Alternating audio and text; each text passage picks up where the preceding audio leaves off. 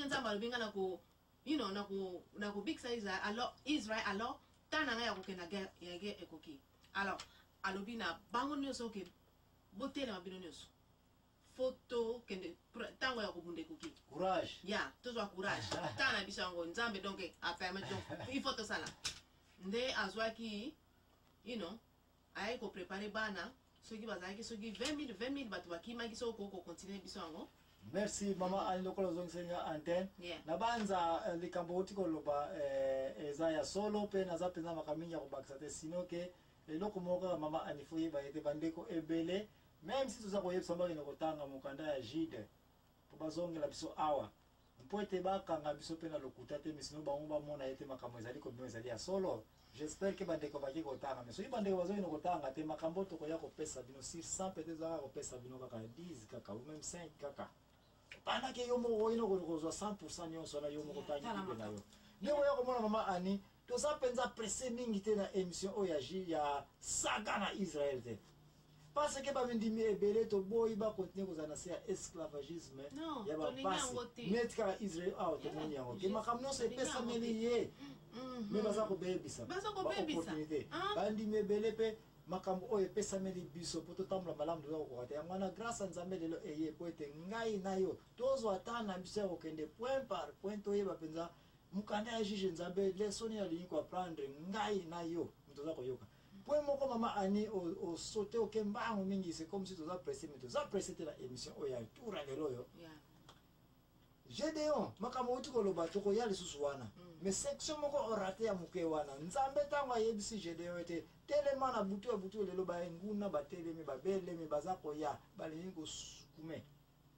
organiser bana Israël mekeba bat bazali neti aka yo Gédéon bat baza ko banga poke na bitumba bozali ya trop y compris yo moko pe Gédéon mais ngai nzambe il y a une chose que je vais faire yebisa ngai bana Israël bozana ba à peu près combien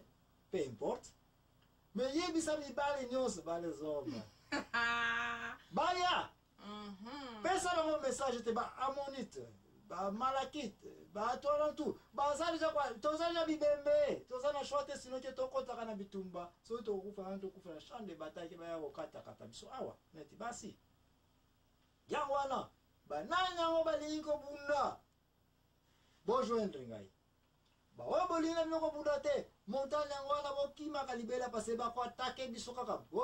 bolinga te banguna bazali na zamba ba camper déplacer voya ko mona ete 20 000 ba les hommes bale quoi ba ngai te parce que to kokate to sa kutu muke ba bazali ebele bazali na tort c'est vrai bazali na raison ba na Israël pour na kolobete ba sa ebele ngai te batumsba oya ko sezo ko sala aventure Bible lobete nombre ya ba ennemis ba pays nyonso ba regroupa ki tout autour ya Manasa ko ba attaquer tribu na Israël bazala kinete ya binonia donc moi au compter bango bon yunga ite Bible no biango ko iko compter bango te bazala kinete ba makonko ba mabanki kulendi kubatanga ko ba nombre ba ennemis ya Israël bazala ki Bible ngaite nzamba lo biango net ya ka binonia ba fourmi. Et puis biso to kena bitumba ndengwana malamba ya ko so so ba yo so ma mais est-il que biso ko les 20 000 hommes ouais ba pasoli Gédéon le problème ezate boke na bino nzamba FC Gédéon na bitala raison na lingele ba 20 000 ba kena bango parce que na lingite ke tango yo Gédéon ko na bitumba oyo olongi et puis bikola pembeni na bino moko ba teti ya bana Israël boya koloba ete to longi pa zaki nini ebele mengai nzambe nazana besoin ya bato mingi te pona sala nini pona prouver kana ngai ke nazali nani nzambe alors 20 000 bakete otika na combien Gédéon abilatika na 10 000 et koka pona ke na guerre nzamba 10 000 susu bato bakoyoka yango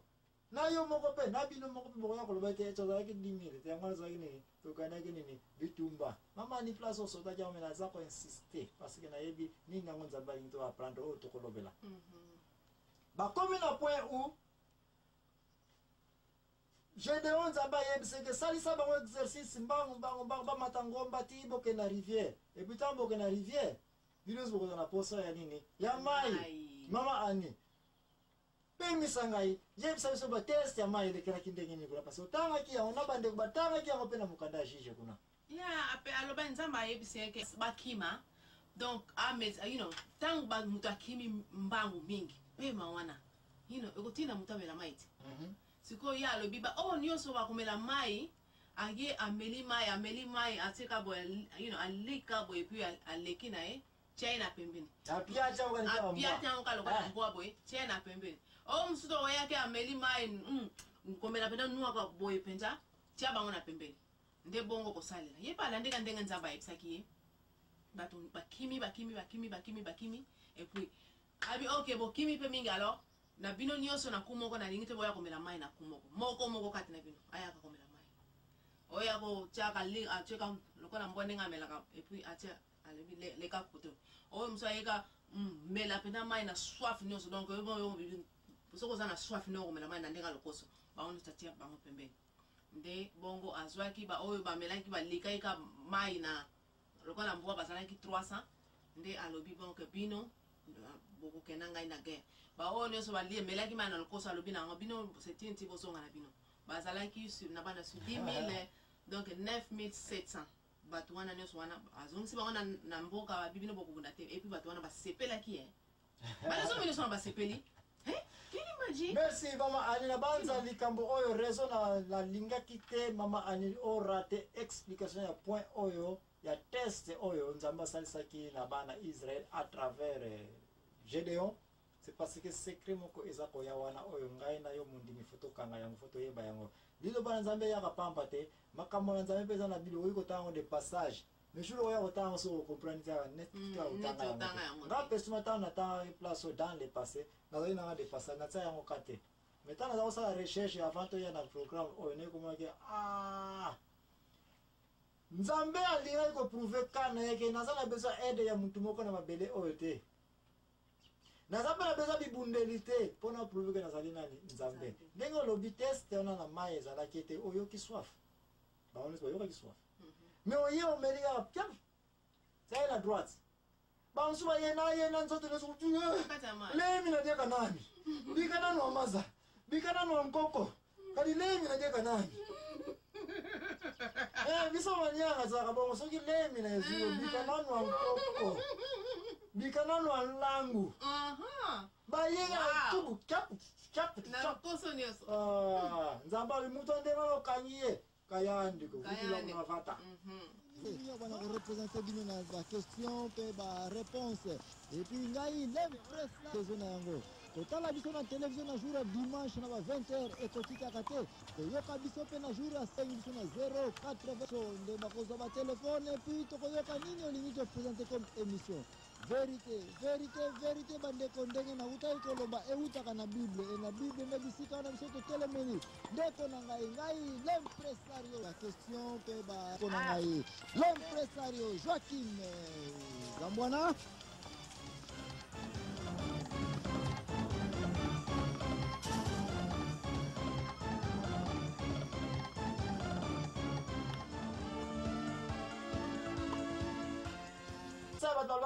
ngala okene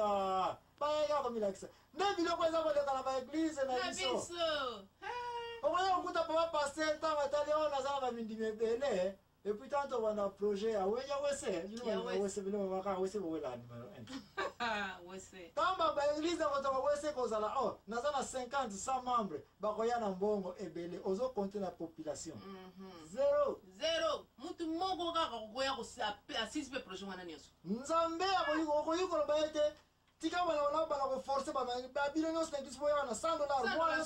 $10 bona sita projet wana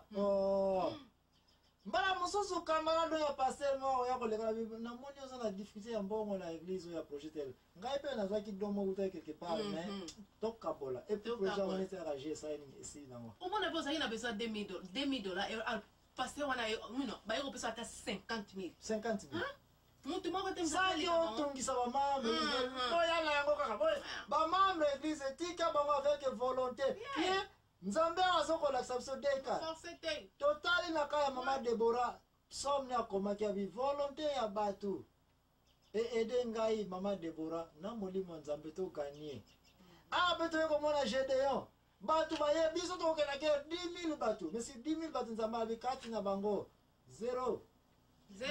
Batu ba kusala musala bazana ngaka muke. Oyemsu emission ya don to lobaka. Nasuka muntu moko te. Awa oyemsi nga combien de batu batika na Gédéon?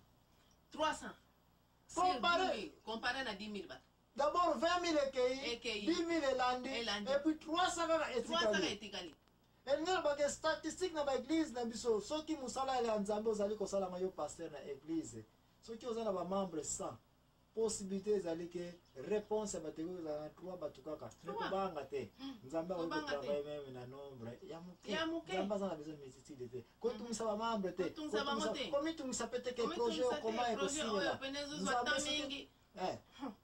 Nzambe soka za na projet na maboko. Ya ye. Ye za ye.